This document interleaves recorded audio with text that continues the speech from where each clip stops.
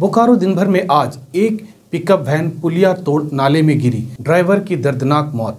दुर्घटना की पूरी जानकारी देंगे बस कुछ ही देर में। फलेरिया बीमारी के खिलाफ बोकारो जिले में 6 दिन का जंग शुरू। 24 लाख से ज्यादा लोगों को दी जाएगी दवा। सबके स्वास्थ्य से जुड़े मास ड्रग एडमिनिस्ट्रेशन कार्यक्रम में भी जानकारी देंगे। नमस्कार, मैं हिमांशु हाजिर हूं बोकारो दिन भर लेकर। बोकारो की खबरों में चास के राम रुद्रा +2 हाई स्कूल में स्कूल ऑफ द एक्सीलेंस भवन के शिलान्यास समारोह में भी शामिल होंगे और जानेंगे कि झारखंड के शिक्षा मंत्री ने इस मौके पर क्या कहा। अंतर्राष्ट्रीय महिला काव्य मंच की बोकारो इकाई की काव्य गोष्ठी की भी खबर होगी। रविवार को बोकारो संगीत कला एकेडमी में बच्चों की क्यों भीड़ जुटी, इसकी भी जानकारी देंगे। बात ओमिक्रॉन और कोरोना की भी होगी, चर्चा और भी खबरों पर होगी, लेकिन उसके पहले जान लेते हैं देश और दुनिया का हाल। रूस ने सोमवार को यूक्रेन के 4 शहरों में सीज फायर की घोषणा की। यह युद्ध विराम उन शहरों से नागरिकों को निकालने के लिए ह्यूमन कॉरिडोर के रूप में दिया गया है। युद्धग्रस्त यूक्रेन में फंसे भारतीयों को यूक्रेन सीमा से लाने के लिए ऑपरेशन गंगा अपने आखिरी चरण में है। सोमवार को प्रधानमंत्री नरेंद्र मोदी ने यूक्रेन के राष्ट्रपति जेलेंस्की से फोन पर बात कर यूक्रेन से भारतीय नागरिकों को निकालने में यूक्रेन सरकार द्वारा दी गई सहायता के लिए राष्ट्रपति जेलेंस्की को धन्यवाद दिया। रूस यूक्रेन युद्ध की वजह से अंतर्राष्ट्रीय बाजार में कच्चे तेल की कीमत 2008 के बाद रिकॉर्ड ऊंचाई पर। भारत में पेट्रोल डीजल के दाम महंगे होने के पूरे आसार। उत्तर प्रदेश में विधानसभा के 7वें और अंतिम चरण में सोमवार को 9 जिलों की कुल 54 सीटों पर वोट डाले गए। मतगणना 10 मार्च को होगी। सप्ताह के पहले दिन सेंसेक्स 1491 अंक और निफ्टी 382 अंक गिरकर हुआ बंद। सोने की कीमत 1000 रूपए प्रति 10 ग्राम बढ़ी तो वहीं चांदी का कीमत भी 1000 रूपए प्रति किलोग्राम बढ़े।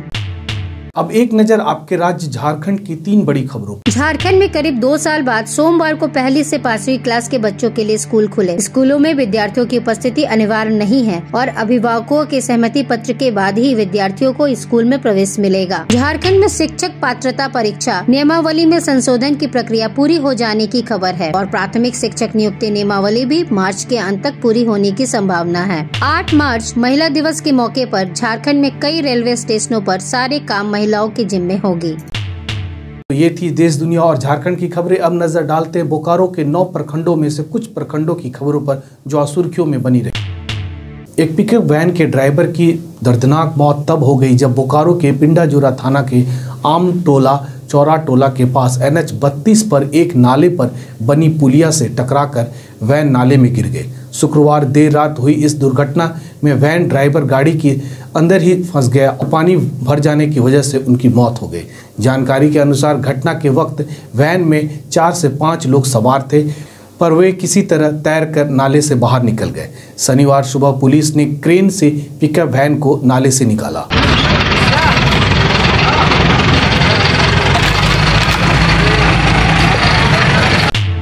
बोकारो जिला के मास ड्रग एडमिनिस्ट्रेशन यानी कि MDA 2022 कार्यक्रम के तहत फलेरिया उन्मूलन का 6 दिवसीय कार्यक्रम सोमवार को शुरू हुआ। आपको बता दें कि 12 मार्च तक चलने वाले इस कार्यक्रम के तहत 24,17,440 लोगों को दवा खिलाने का लक्ष्य है।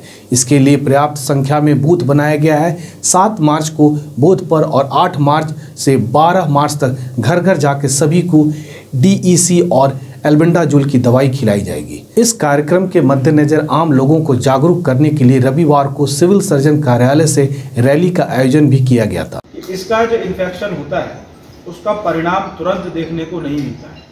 ये इस बीमारी का सबसे ज़्यादा एक घातक कंपोनेंट है।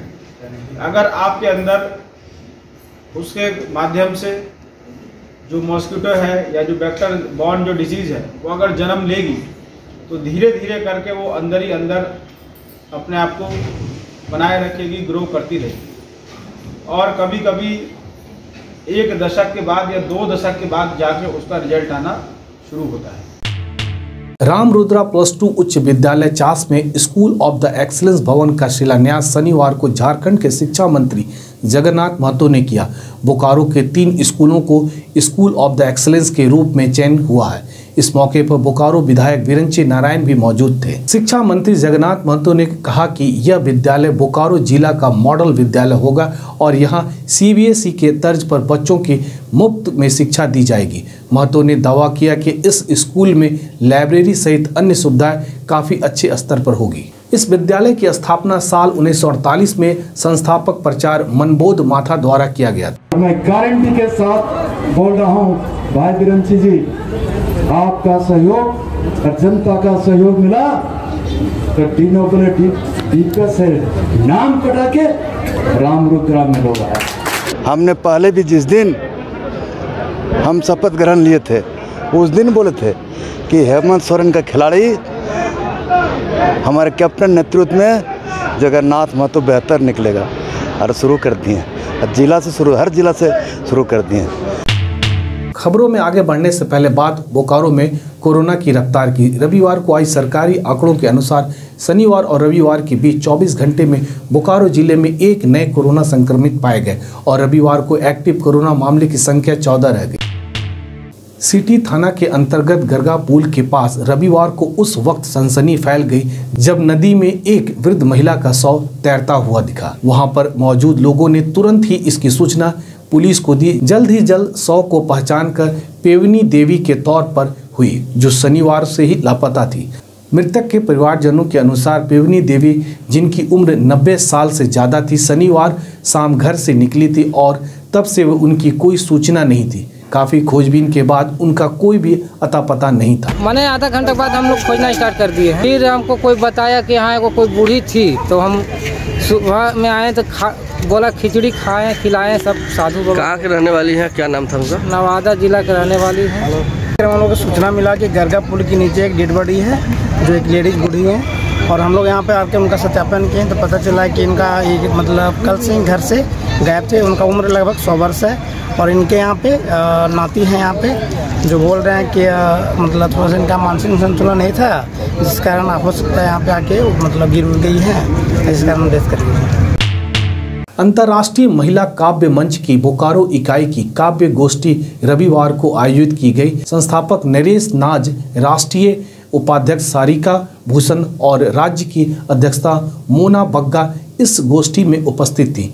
इस साल गोष्ठी होली के रंग और नारी शक्ति की गाथा से सजी थी। इकाई अध्यक्षा काजल कीर्ति भलोटिया के द्वारा होली और अंतर्राष्ट्रीय महिला दिवस के शुभ कामनाओं के बाद होली के रंग की तरह विविध रंगों की रचनाओं से उनका मन मोह लिया। होली के दिन में खेल जाते रंगोली गुनगुन जाते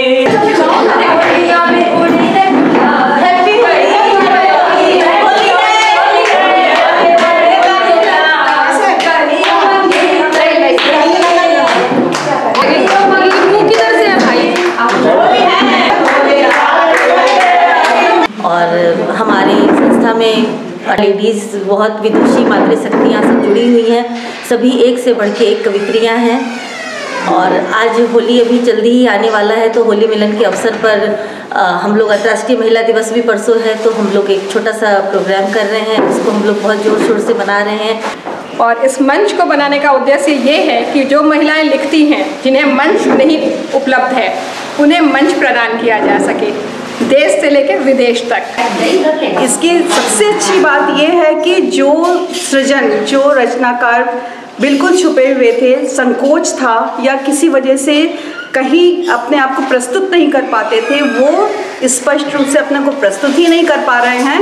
टंका बजा के अपनी स्थिति को और अपनी उपस्थिति को सबके सामने दिखा पा रहे हैं। बरसाने में सखियों के संग नाचे राधा प्यारी, वृंदावन में रास रचाए रसिया कृष्ण मुरारी, जोगिरा सारा रारा। मुझको बताते हो सदा सीमाएं मेरी, मुझको बताते हो सदा सीमाएं मेरी, उड़ती रहूंगी जब तक है जात मेरी। गुल मोहर हुआ जाए मन फागुन में। इस जीवन रूपी रंगमंच पर ना जाने कितने रंग बिखरे हुए हैं। कुछ रंग ऐसे भी हैं जो दिखते तो नहीं पर दिल पर गहरे लगते हैं।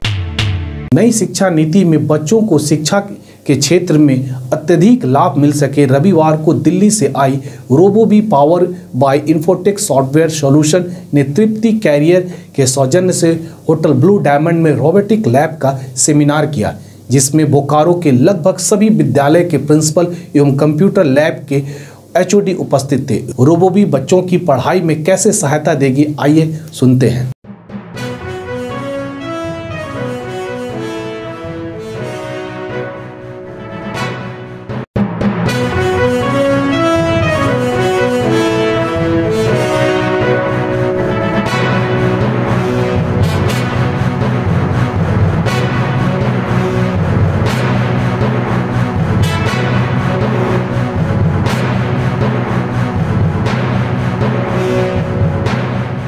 ये प्रोग्राम जो आज था काफ़ी अच्छा रहा, खासकर ऑनलाइन मोड में जो रोबोटिक्स है या इनोवेटिव लेबोरेटरी है या बच्चों को पहले क्लास से 12वीं क्लास तक जो बताने की बातें हैं नई नई चीज़ें और नया इसका एक कंसेप्ट है जो दूसरे अभी फील्ड में आए नहीं, झारखंड में तो अभी ये शुरुआत नहीं हुई है। तो आज ट्रिप्टी कैरियर के साथ मिलके हम लोगों ने बच्चों के लिए डिजिटल एरा का बोकारो में शुरुआत किया है, जिसमें यहाँ के लगभग जितने अच्छे स्कूल थे सब आए हैं और सबको हम लोगों ने डिजिटल के बारे में बताया कि रोबोटिक लैब, कोडिंग क्लासेस, ये सब कैसे आने वाले टाइम में बच्चों के लिए सहयोग देंगे, इसके बारे में लोगों के साथ हम लोग ने बात किया। ये क्लास 1 to 12 तक का क्लास है, बट 6 to above इस पे गवर्नमेंट ने भी कह दिया है कि NEP में कि 6 क्लास एबव बच्चे इसको करेंगे। ये हम लोगों ने आज बोकारो में एक सेमिनार का उद्घाटन किया। यहाँ पे मैंने इन्फोटेक सॉफ्टवेयर के साथ में मिल के हम लोगों ने यहाँ जितने भी स्कूल्स हैं, हम और मिथिलेश जी वहाँ पे सभी जगह पे जाके वो सारे प्रिंसिपल्स और उनके एसोसिएट्स को बुला के यहाँ पे ये प्रोग्राम एक सेमिनार को लॉन्च किया जो रोबोबी के ऊपर है, जो कि आने वाले समय में जो डिजिटल हर चीज़ होने वाला है, जो सारे बच्चे और सारे प्रिंसिपल्स और सारे स्कूल्स के टीचर जिनको सब चीज़ पता चले कि इसका बेनिफिट्स क्या है, अगर ये बच्चे अगर अभी सीखेंगे तो इनको आगे भविष्य में इनका कितना ज़्यादा योगदान मिलेगा, इनको इस चीज़ का बेनिफिट मिलेगा इंजीनियरिंग में, मेडिकल में या किसी भी क्षेत्र में। तो उस चीज़ का सर अभी हर स्कूल में हम लोग ये चाह रहे हैं कि शुरुआत हो और ये चालू हो, और इसका हमें बहुत अच्छा रिस्पांस भी मिला सारे प्रिंसिपल्स। इसके लिए जो स्टीम एजुकेशन है, इसमें बच्चों को एक्सप्लोर करने के लिए डिफरेंट फील्ड मिलेंगे। रोबोटिक्स में एक पार्ट हो गया, बट स्टीम लैब में सारे मतलब जितने हमारे पास प्रोजेक्ट्स हैं वो सब इसमें इन्वॉल्व है। पिछले 2 साल से लॉकडाउन के चलते ऑनलाइन क्लासेस हो रही थी, तो अब 2022 अप्रैल से ऑफलाइन स्टार्ट हो रही है। तो ये अपने आप में एक चैलेंज है, ये ऑनलाइन को ख़त्म करके ऑफलाइन स्टार्ट हो रहा है। लेकिन हम लोगों ने ऐसा सेमिनार किया कि ऑफलाइन और डिजिटली, ऑनलाइन और ऑफलाइन दोनों साथ साथ चलेंगे। बोकारो संगीत कला एकेडमी में रविवार को बच्चों एवं नागरिक के बीच एक नया उत्साह एवं उमंग भरने के लिए चित्रकला और वास्तुकला प्रतियोगिता का आयोजन किया गया। इस प्रतियोगिता में लगभग 300 प्रतिभागियों ने भाग लिया, जिसमें 4 ग्रुप बनाए गए थे। ग्रुप A, B, C एवं D। 2 घंटे का समय उन्हें दिया गया था। साथ ही मटका पेंटिंग प्रतियोगिता भी आयोजित की गई थी, जिसमें प्रत्येक वर्ष से 6 पुरस्कार दिए गए। और कार्यक्रम में जज के रूप में बोकारो के जाने माने चित्रकार P मंडल एवं बोकारो की जानी मानी कलाकार शुभ लक्ष्मी थी। कार्यक्रम के मुख्य अतिथि AK विश्वास महाप्रबंधक नगर सेवाएं कार्यक्रम में उपस्थित थे।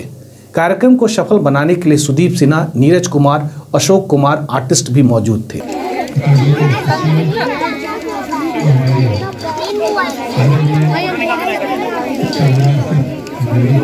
आप यहाँ है रुचिका, बस रहे दौड़ते, जोरदार तालियों से रुचिका जी का स्वागत करेंगे।